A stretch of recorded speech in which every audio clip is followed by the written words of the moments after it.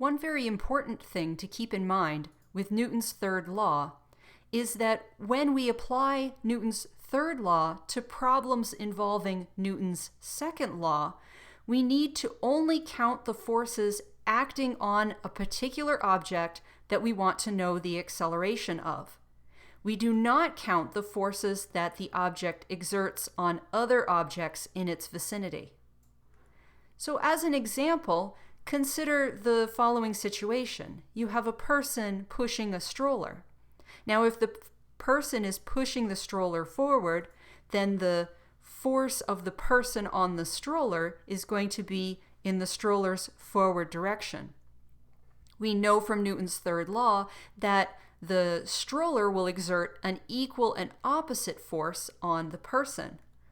So one question that students will often ask is that, so if this person is pushing a stroller that's initially at rest, if the force of the stroller on the person is equal and opposite to the force of the person on the stroller, why does the stroller move?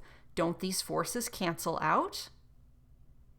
The answer to this question is that when we're using Newton's second law to find accelerations, if we want to find the acceleration of an object, in this case the stroller, we need to count only the forces that act upon that object. So in this case, we would ignore the force of the stroller on the person because that is not a force that is exerted upon the stroller.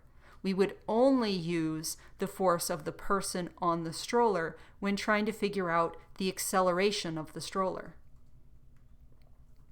So let's take a look at an example problem involving Newton's third law.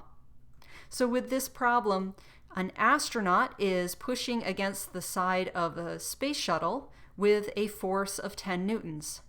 Neglecting gravity, what is the acceleration of the astronaut if she has a mass of 120 kilograms?